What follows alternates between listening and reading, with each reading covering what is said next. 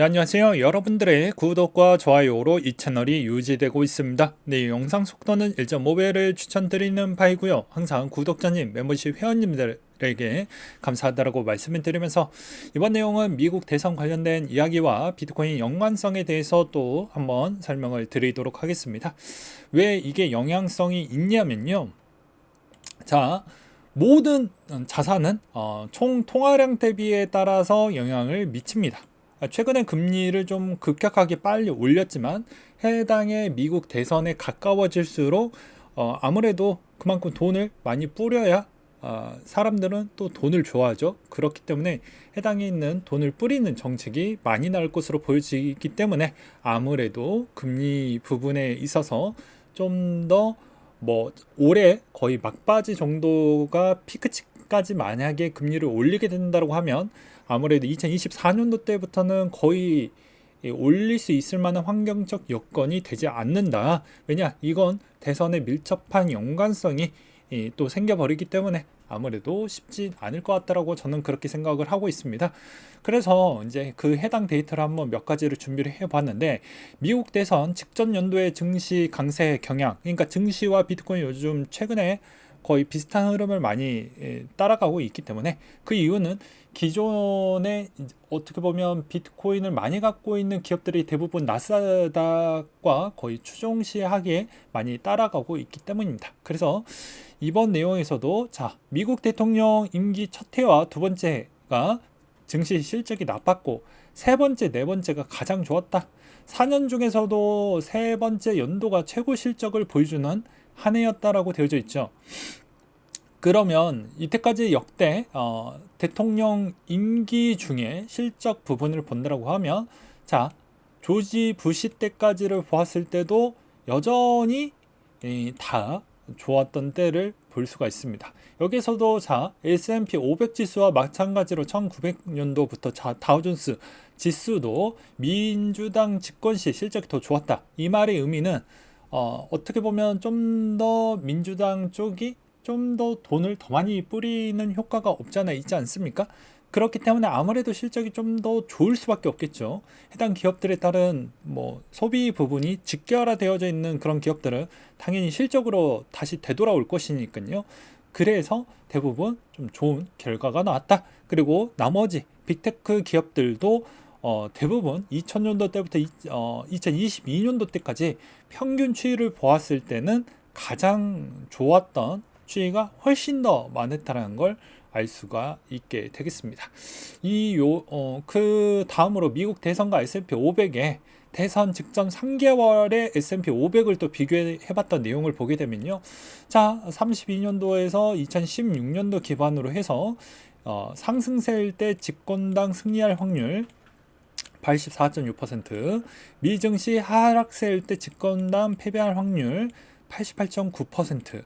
그러니까 어떻게 보면 해당에 있는 당 집권 쪽에서도 이걸 아예 무시할 수가 없다. 이미 데이터를 갖고 있다. 그리고 대부분 요즘 SNS, 틱톡 이런 쪽 많이 규제를 하고 있지만 이제 내년에 넘어가게 되면 그런 것도 좀 더 많이 줄어들고 오히려 그걸 역으로 마케팅해서 쓸 확률이 매우 높다라고 생각이 듭니다.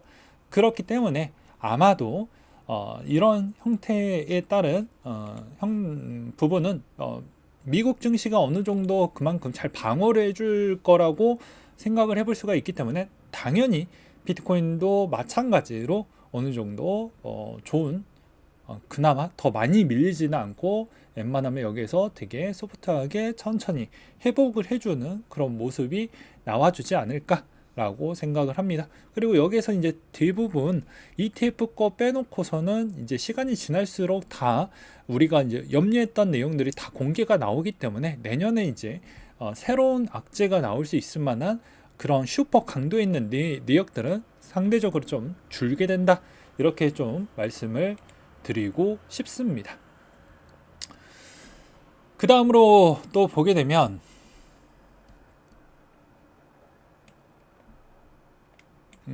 요 내용을 또 준비를 해봤는데요. 비트코인, 이더리움, 그레스케일, GBTC, G이더가 대부분은 많이 하락을 했는데 최근에 이제 이게 ETF로 전환 가능성하고 이제 여기에서 이익성, 그 수익성을 좀 낼 수 있을 만한 그런 전환 시기가 나오다 보니까 이 프리미엄 B가 생각보다 더 많이 차이가 많이 나오고 있는 실정입니다. 어떻게 보면 차이가 많이 나오고 있어요.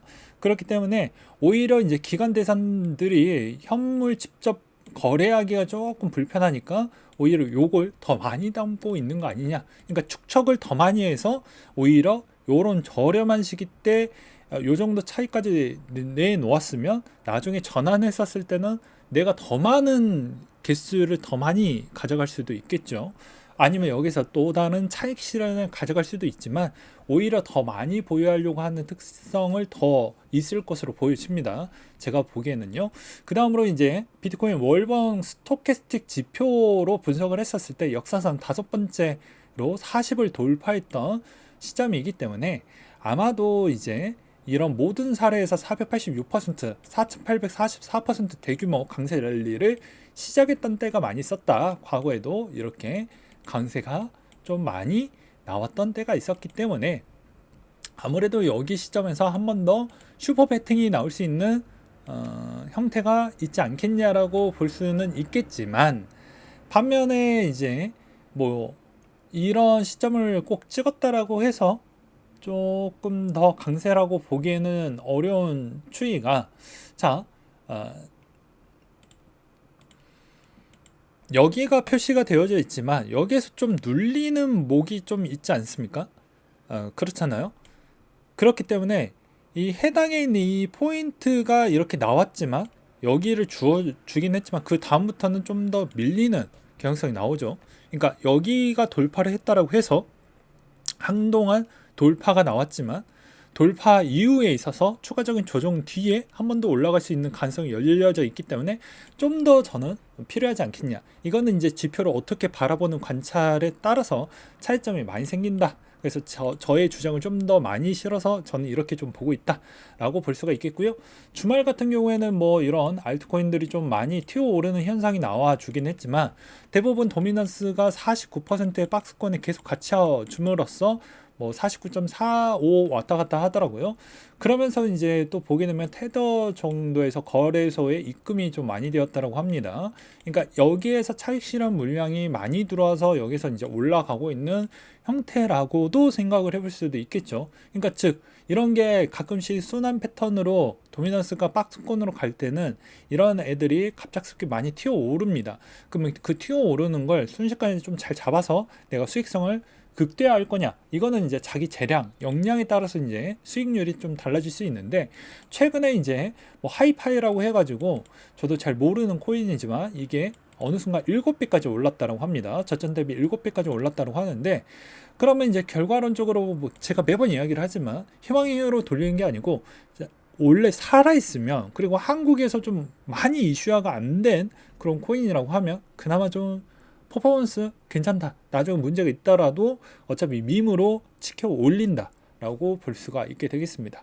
또 대부분 거래소들의 지금 동향을 본다고 하면 마케팅을 계속하기 위해서 트레이닝 대회를 하고 있기 때문에 아마도 이제 여기서 박스권으로 이제 흘러가는 형태의 분위기가 나오게 되면 한쪽으로 돈을 많이 올려서 이제 이런 알트 부분을 극단적으로 좀 쓰이는 경향성도 없지 않아 있다는 것도 알고 계시길 바라겠고요. 그 다음으로 이제 부채 한도, 미국 국가 부채가 1조 5천억 달러 정도가 되는데 여기에서 이자만 3개월 동안 이자 부분이 생각보다 연간 이자 비용이 8천억 달러 정도 된다고 합니다. 그러니까 뭐 대략 한국 돈으로 뭐 1100조 원 정도 이자 정도를 납입을 해야 되는데 이게 이제 제가 보는 아주 긴 롱런한 방향성으로 본다고 하면 못해도 2, 3년 뭐 3, 4년 정도를 본다고 하면 이게 나중에 미국의 성장을 저해시킬 수가 있기 때문에 여기서 더 이상 금리를 올릴 수 있을 만한 단계는 안 되는 건 같긴 해요. 그래서 요게 아마 마지노선이 24년도 수순에서 거의 마무리가 되지 않을까 싶습니다.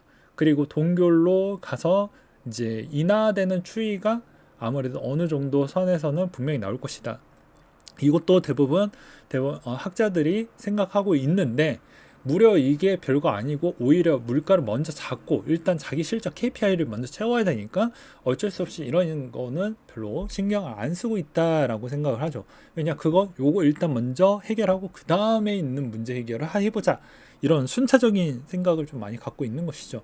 근데 여기 이제 변칙적인 요소가 대선이라는 게 있으니까 또 무분별한 정책 부분을 어디에서 이제 기재부 같은 데에서 이제 커팅을 해 주어야 되는데, 과연 미국도 그렇게 잘 될 수가 있을지 저도 약간 좀 물음표이기도 하고, 아무튼 이건 분명히 발목을 잡을 수 있는 척도가 될 것이다.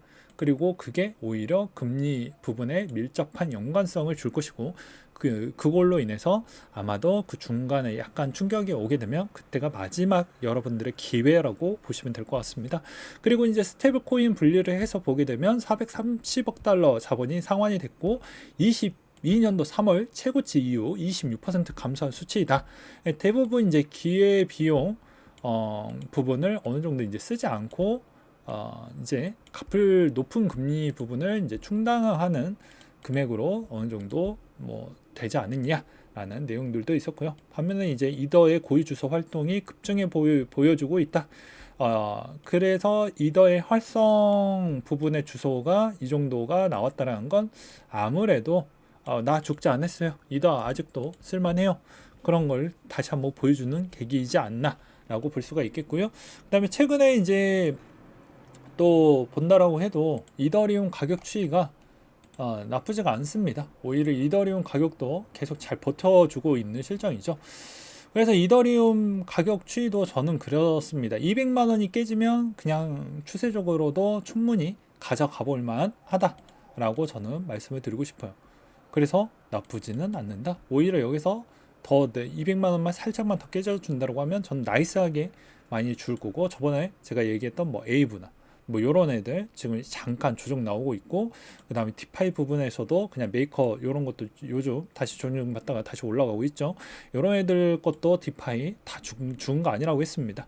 여전히 여러분들이 그만큼 피하고 외면 받을 만큼 좀 이런 쪽을 역으로 해서 이렇게 수익률을 올릴 수 있을 만한 전략도 나쁘지 않는다라는 걸 알려드리는 바이고요.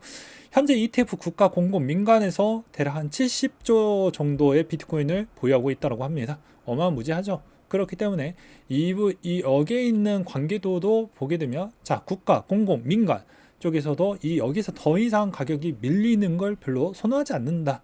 그래서 비트코인도 어느 적정 수준에 있는 가격이 우리가 보았을 땐 단순하게 비싸다라고 하지만 그건 개인의 입장인 거고, 이제 공공과 민간과 국가가 생각하는 입장은 또 다 다릅니다.